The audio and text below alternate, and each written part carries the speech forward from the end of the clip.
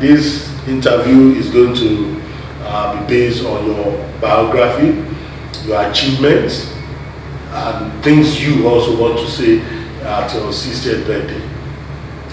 Good afternoon, and I want to sincerely thank my sister Sola for this. For our contribution to my sister's birthday in terms of this program scheduled for today. My name's Tajudeen Lamidi. Of course, the origin is Aremu. Okay. I was born precisely on October 16, 1963, to my late father and mother, Alhaji Lamidi Olasopami and Alhaji Abimata Olasopami, respectively. And my native compound is Ile Osikolaba, Okeroko, Ikirun, then Oyo State, but now Osun. I attended St. Xavier's Primary School between 1969 and 1975. And of course, then there was a school called Commercial School.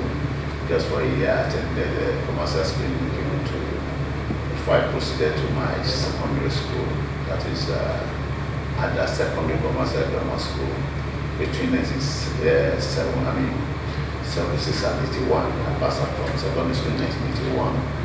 And of course, my father was not too much educated, and the seal for education was not too much there then. So I proceeded to Kano then in 1981 to join my uncle, where I was to look for an Apache. So then I got working then in United Trading Company, UTC, as we know. I worked briefly with UTC before I was employed by General Oil Limited in 1984.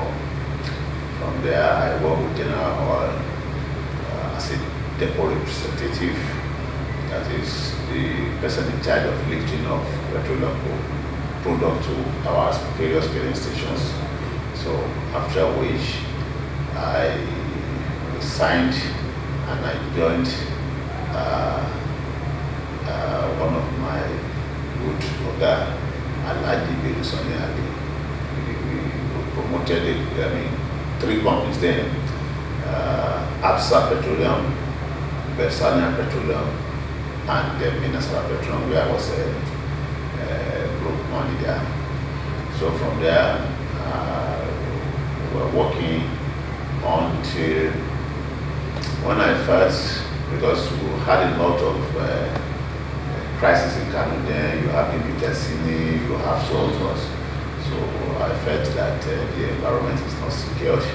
So in 1991, I had to move to Shagamu State, where I continue with the petroleum marketing as a depot representative. So in 1993,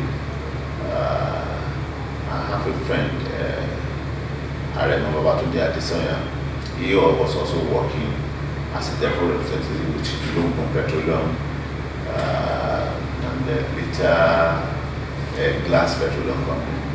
So we joined forces together and we incorporated our own company, Glamour Petroleum Company Limited, where Batunde Adesoya was the president and I was the vice president of the company.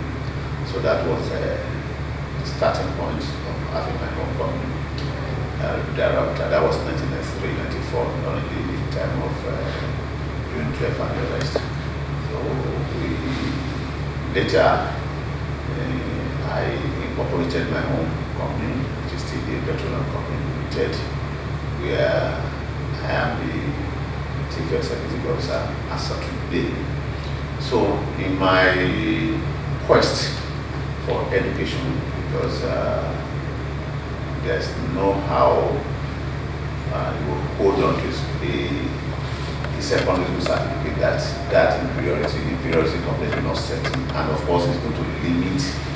You have a ceiling of what you can be done in future. So I decided to join an outreach center in Ibadan under Delta State University. Later on, that was in 1999. So later we were moved to the campus in Abraka. I recently went because I was determined to have my university certificate, because most of my peers, most of the people that we came from secondary then, they were all graduated. So I felt it is important, and of course, apart from having, not just having it, also to help my business and not to limit my capacity in becoming whatever in the future, because I realized that the point is coming where secondary school certificate would be nothing to reckon with. So I went in for business administration. I graduated in 2004, 2005, with a 2-1. Yes, of course it was on and off. I came back to, while I was in there, I was doing my business normally. So today, in my career as a petroleum marketer, I was domiciled in Mosimi Depot. We have 5 depots in the southwest. We have Ilorin Depot. Ilorin Depot is categorized among the southwest. We have Ibadan Depot. We have Mosimi Depot in Ogun State. We have Foreign Depot in Ogun State, and then Lagos Satellite Depot in the Idigo area. So my primary depot is Mosimi Depot in Ogun State. So, and of course, because of my activities there, I was elected as the vice chairman of the association in 2006-2010. In 2010, I was also elected as the chairman for 4 years, 2010 to 2014. As a matter of fact, I was unopposed. Nobody contested, but just felt, oh, let it go. There was no contest with me then, which I appreciate the members of the association, because it's not as if I was the best, but I was made just first among the equals. So after which I had a short break, and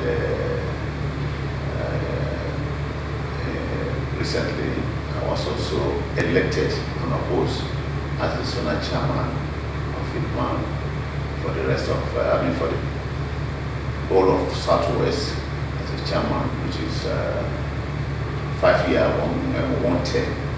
Okay. 5-year, 110. It's going to expire in 2024. So far so good. That is my business.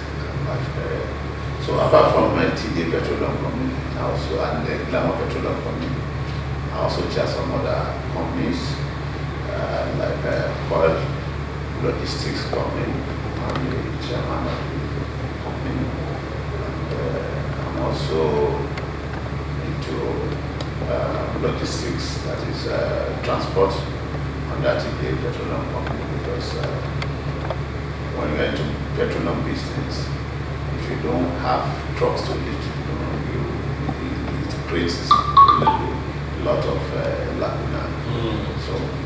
So far so good. Currently, I operate 8 filling stations under Lagos, Ogun State, and of course my hometown in Osun State. I have 2 filling stations in Osun State, here in Precisely. I have in Ijebu, I have in Shagam, I have in Obakwe, I have in Abeokuta, I have in Ikotun, I also have in Badagry. Those are my filling stations under my watch. And of course, of the haulage, I have the trucks that's what we do in TJ Petroleum Company. And we have a vision, we have a mission in TJ. We want to be honest with our clients. We want to deliver 1 liter for 1 liter. We want to be honest with our customers. And that has taken us thus far, that TJ Petroleum Company is It's an household name in the industry. I challenge anybody to contest that. Because when you talk about TA in the industry, people will tell you who we are. Currently, I ensure that I have equal hands with me, especially my children. I brought at least two of them working with me, even those who are not in Nigeria. They still participate because in the Yoruba disease, and the essence of it all is to let them know what we are doing so that at a point I can now relax back and allow them to monitor. So to God be the glory to the federal government to when now it's just the best of our capacity. Whenever inform ourselves in any illegality, we don't go beyond our capacity. We maintain the responsibility. That's what we do. Wow. So for the family, as I've said, my late father was Lamidi from the state, and my mother, Alaja Inota Olasukun. My father died August 12, 2007. And my late mother also died October 12, 2021, just about 2 years ago. To God be the glory. Well, not that they were too old, but the legacy they left behind is also speaking for us. So we give glory to God. We know that no matter how old or young you can see come back, that is the only thing that is common. So for the family, yes, to God be the glory. I am blessed with 8 children, 6 boys and 2 girls. And I give God glory to God. In fact, yesterday, surprisingly, my first son just came in from the US without telling me. I was in a place where we were trying to do what we know best to do in Lions Club. I was presenting eyeglasses and suits. I just saw him surprisingly. Though I knew he was coming, but he never told me. That's my first son, Ahmed.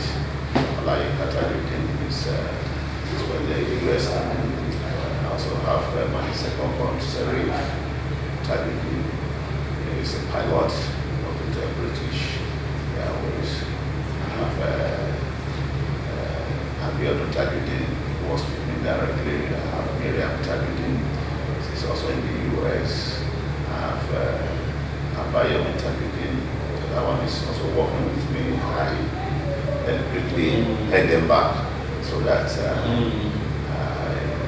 can have my peace when I choose to retire. Okay. Yes. I have Yusuf Tajudeen, that one is in Canada.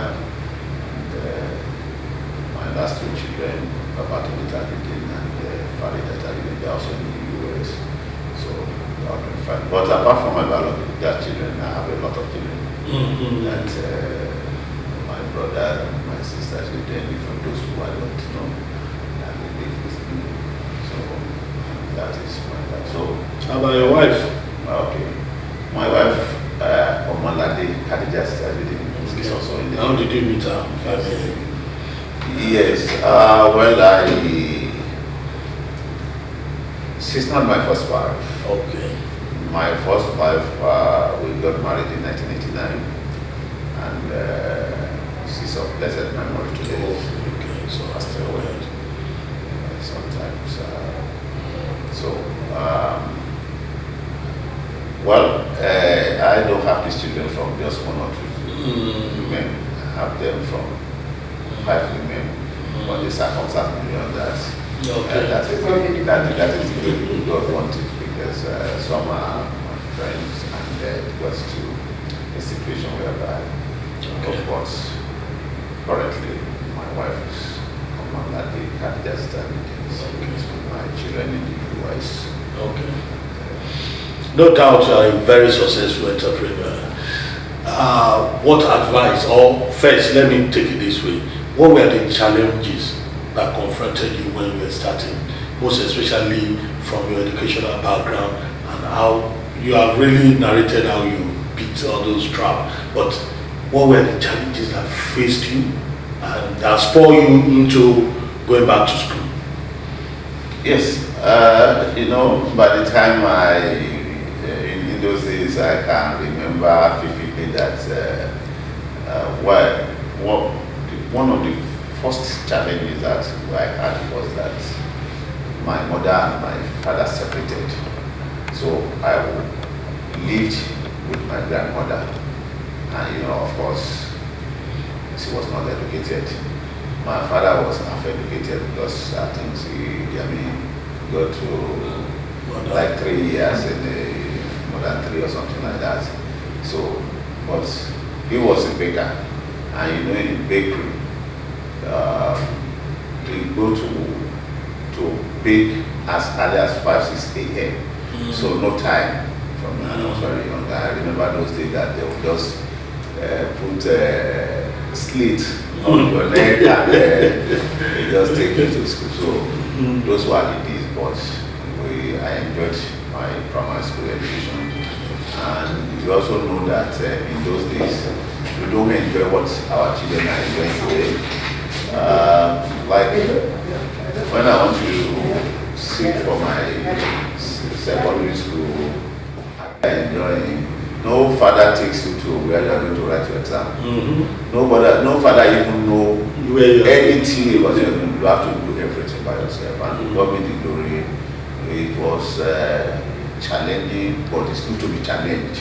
Unlike children of today, that the father has to do everything, the mother has to follow you to school. No, you have to go and write on your own. And you pass on merit. No parent interferes with your result and everything.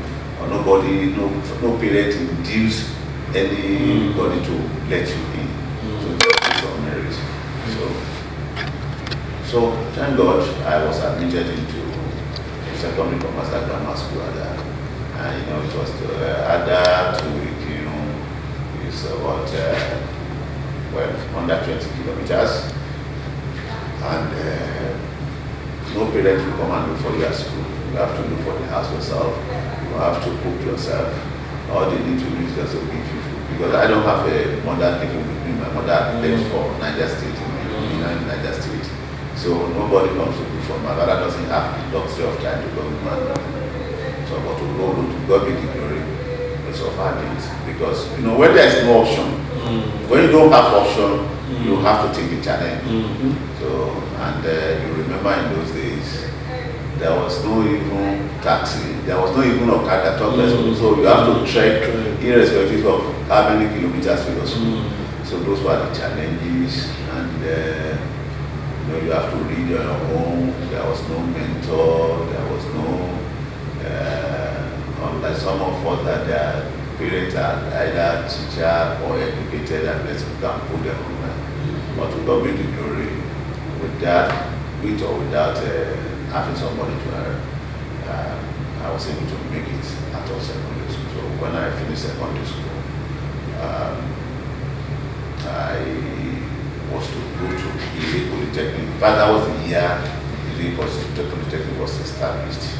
I got my form, and a friend of mine, Suraju. So we kept our form together. We couldn't find one of the forms, so both of us decided that if you can get the other person's form, we are not going. But I can't remember whether it was his own form or my own form. So both of us decided we are not going to go. So that was how we left for Kano in 1981. And to God be the glory, it's a success story today. I don't have any regret. But like I told you before, that education, the importance of education cannot be overstated. Because once you are educated, you are liberated. Because let me tell you that most of the things that I was doing in my business, then when I got to the university, academically I now understood most of the things I was doing. And it actually helped when I came out of the university to plan, to because especially when you are a management student, when you talk about business, the first thing is planning. And the other planning is well expanded. You have to plan for your raw material, you have to plan for your marketing, you have to plan for your sales of the product, proximity of your raw material to your whatever you want. Then you market, you have human resources where you want to achieve something, you have a goal that you want to achieve, but you have to use the vehicle of people to achieve it. So all those things, yes, I was doing it before I got to university, but I cannot describe it. But when I got to university, oh, these are the things that I'm used to. So it actually helped me. Even when I was in Boston, I was oh, this thing, I know it. You already practicalized it. It's just to put in the terminologies and this, and to not be the glory. I look at people because of maybe because he was working, he was able to get to, and I said no. As of today, I used to show my children that I wrote my thesis myself with my own handwriting. I did my research, and of course that boosted my result at the end of the day because I got A in my project. And then my project was effect of pipeline finalization on the host community and government. That was my team.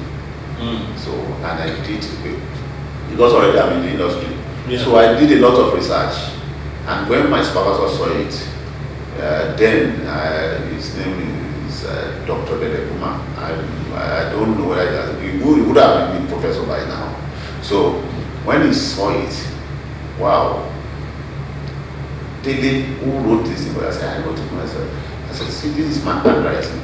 If you want me to repeat it, I will repeat it. Because I actually did the research. And for that, I encourage my children also too. Because these days some people will go and copy another person, copy and paste another person. No. I must say with all sense of pride, and I want to remember my late Oga Engineer Femi George, is of late memory. Each time we are talking to him, that's the way he put it. Man me, no, you can't hold school certificates. No, man me, he was an engineer. After the engineering course, he also went to Unilag for law, but after the law school, he just passed away. So he always tell me, encourage me. Engineer B, there's another friend of mine in Abi, but he also encouraged me and no. Yes, we know that for the society, the way we speak and everything, we know that we can fit into the society, but that certificate is very important. Don't let money deceive you not to have a certificate. So I'm grateful to them, I'm grateful to God, and I want to thank my family too because they persevered during that period because I have to work and I have to go to school. So I didn't have much time for my children, but to God be the glory today. I am a proud university certificate holder. So that is my, those are the challenges I had then. And also along the line, if there's anybody that's supposed to be thanking God, I think I should be one. Because you ask me why. There's no kind of accident I've never had in my life. There's no kind of. I've been involved in a plane crash in 1991, Okada airline. I've been involved in a motor accident, very fatal one. I've been involved in Okada accident. I've been attacked by armed robbers. If you look at my head here, it was matched by armed robbers. So I've gone through a lot in life, but I think you are destined for greatness. I just have to keep all glory to God Almighty for. So and also I did so many associations. In 1976, when we just got into secondary school, we formed a club, Progressive Unity Club. So we are the pioneer members of the club. After our secondary school education, I was elected as the president.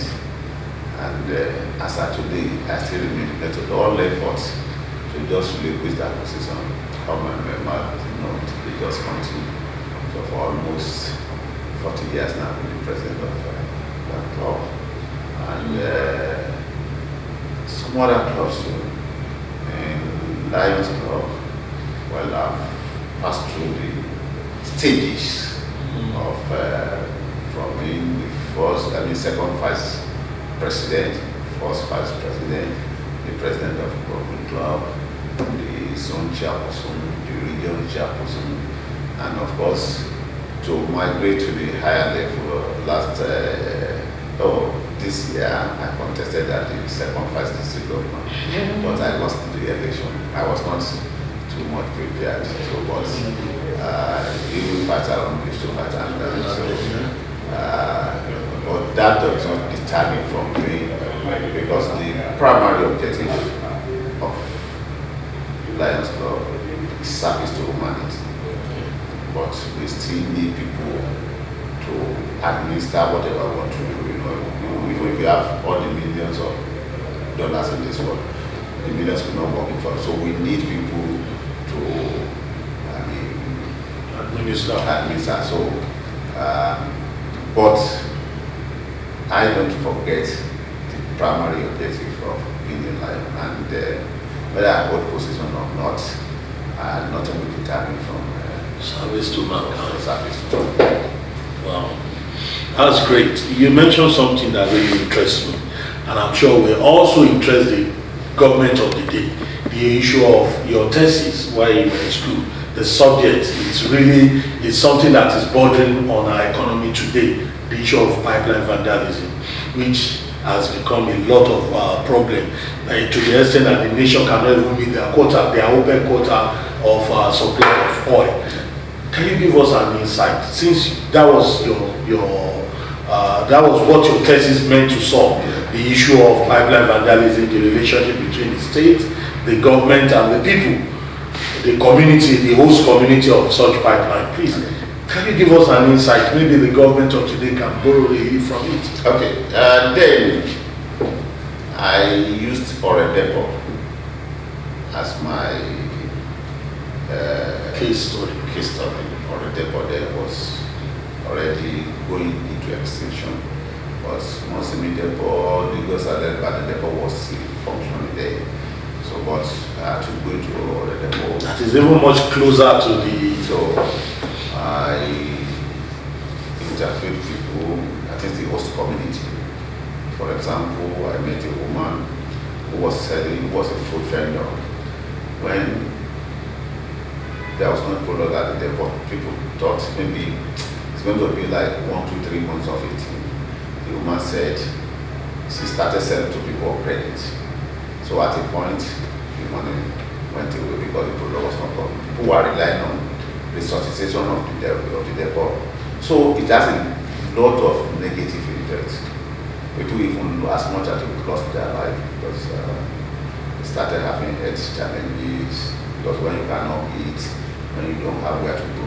So, and when I became the chairman of Monsimi Depot, I actually fought the founders, and I fought them as a matter of fact, and I can say with a sense of responsibility that I do personally carry on and go to bush, because when they vandalized, one, my members were the first casualties because we won't get the product to sell in our stations. So, number two, this product we are talking about is still my property, because as in Nigeria, whatever Nigeria has, I still have my own share there. Yeah. So I cannot be looking at. So we did our best, but unfortunately, there was a lot of corruption because we don't have the power to do security.